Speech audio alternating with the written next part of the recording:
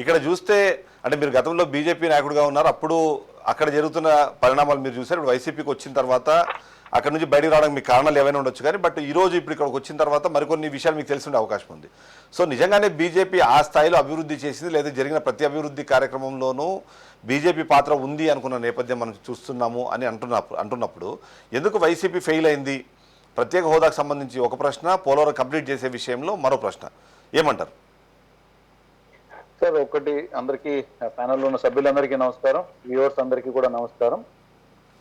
ప్రత్యేక హోదా అనేది ఇప్పుడు సుహాసిని గారు చెప్తున్నారు అది 10 సంవత్సరాలు అయిపోయింది, అది ముగింపు అని చెప్పని అంటున్నప్పుడు, ప్రత్యేక హోదా అనే దానికి లైవ్ ఉంది, ఇవాళకి మేము తీసుకురాగలుగుతాం అని చెప్పని ఇంకొక పార్టీ, కాంగ్రెస్ పార్టీ ఏదైతే ఆ రోజు ప్రజల్ని అడ్డగోలుగా మోసం చేసిన దాని విషయంలో I think you can hear me right?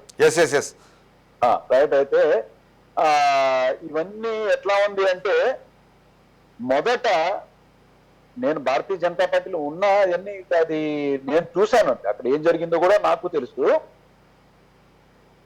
హోదా విషయంలో ఎప్పుడైతే అంటే విభజన జరిగేటప్పుడు ఒక పెద్ద ఆయన, ఇప్పుడు ఆయన ఆ పార్టీలో కూడా లేరు, ఆయన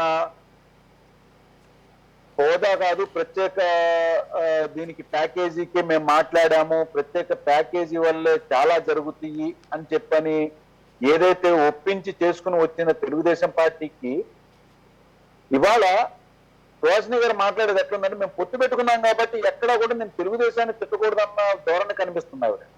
ఎందుకంటే ప్రత్యేక హోదా నేను తీసుకొస్తానని చెప్పని మళ్ళీ అదే చంద్రబాబు నాయుడు చెప్పాడండి.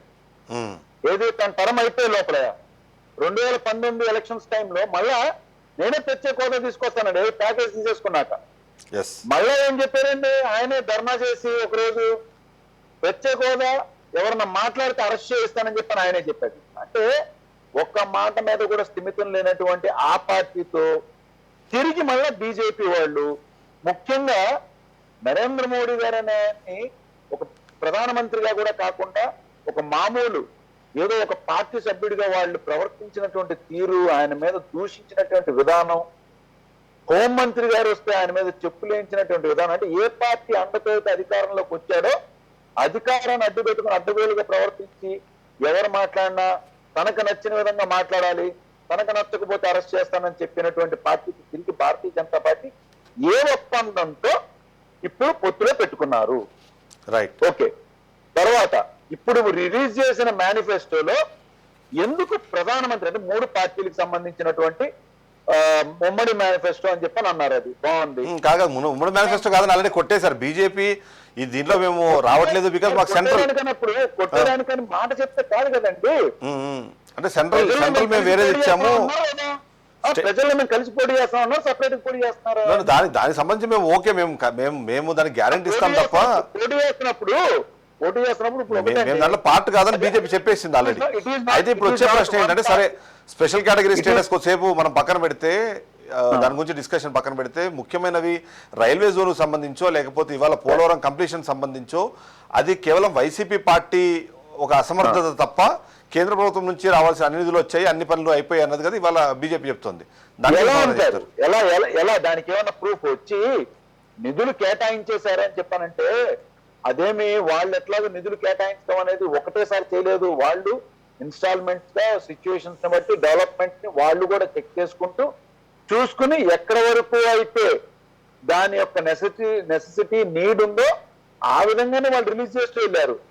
మేము చేశామనేది ఇట్ ఇస్ శాంక్షన్, రిలీజ్ అనేది మోర్ ఇంపార్టెంట్. రిలీజ్ చేసేటప్పుడు ఇప్పుడు అంటున్నారు కదా, పోలవరం చేసేటప్పుడు మా యొక్క సెంట్రల్ మినిస్టర్ గారు ప్రతి స్థాయిలో కూడా వచ్చి దాన్ని పర్యవేక్షణ చేసి అయిన తర్వాత దాని యొక్క నిధుల్ని కేటాయింపడం జరుగుతుంది అని చెప్పిన ఆవిడ చెప్తున్నప్పుడు, ఇందులో కేటాయించేసాం రాష్ట్ర ప్రభుత్వం ఫెయిల్ అయిందండి అంటానికి ఇక్కడ ఏముందో చెప్పండి, ఆధారం ఏముందో చెప్పండి.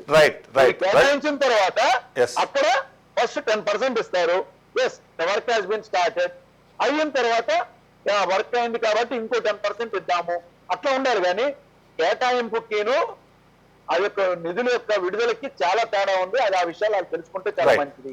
ఇంకా పోలవరం విషయానికి వస్తే పోలవరం అనేది దాని మీద ఆడినటువంటి పెద్ద డ్రామా తెలుగుదేశం పార్టీ. ఎందుకో కూడా చెప్తున్నాను, దాన్ని ఇప్పుడు ఇందాక బీజేపీ నుంచి వచ్చినటువంటి సుహాసిని గారు. ఏమంటారు 70% అయిపోయింది, ఇంకా మిగిలింది చాలా తక్కువ. 70% అయిపోవడం ఏంటంటే ఎవరికైతే ఇచ్చారో నవయుగ అనే కన్స్ట్రక్షన్ కంపెనీకి ఎవరికైతే ఇచ్చారో వాళ్ళు అడ్డగోలుగా దాన్ని నిధుల్ని పక్కదోవ పట్టించేసి క్వాలిటీ ఆఫ్ ది కన్స్ట్రక్షన్ లో అనేక రకాలుగా వాళ్ళు చేసినటువంటి మిస్టేక్స్ ని ఇన్స్పెక్షన్ చేసినటువంటి ఇదే కేంద్రం నుంచి వచ్చినటువంటి మంత్రి గారులు తప్పుపట్టి దాన్ని అదెక్కడో తప్పుదోవకు వెళ్తుంది అని చెప్పని మళ్ళా తిరిగి దాని మీద స్పెషల్ గా ఒక కమిటీని వేస్తే అప్పుడు అర్థమైంది ఏంటంటే టీడీపీ పార్టీ ఎవరో వాళ్ళ చుట్టాలకి వాళ్ళ సొంత రిలేటివ్స్ కి ఆ పర్టికులర్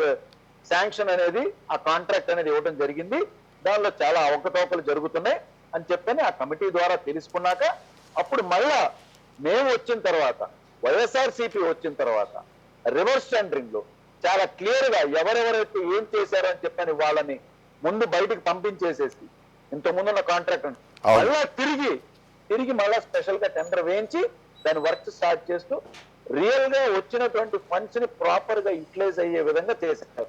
ఆయన ఏదో బాగా చేశారంటే అప్పట్లో ఆయన చాలా మందిని మొత్తం రాష్ట్రంలో దాదాపు ఒక 30 to 40% ఆఫ్ ది పబ్లిక్ ని కానీ లీడర్స్ ని కానీ చంద్రబాబు నాయుడు తీసుకెళ్లి బస్సుల్లో అనవసరమైన ఖర్చులు చేసి తీసుకొచ్చాడు. కానీ సమర్థిస్తూ ఇవన్నీ ఒక్క నిమిషం అండి, ఇవన్నీ కూడా సమర్థిస్తూ ఎలా కేంద్ర ప్రభుత్వం మళ్ళా తిరిగి చంద్రబాబు నాయుడుతో వాళ్ళు పొత్తులోకి దిగారు, దిగిన తర్వాత ఎలాంటి హామీ ఇస్తానికి వాళ్ళు రెడీ అయ్యారు.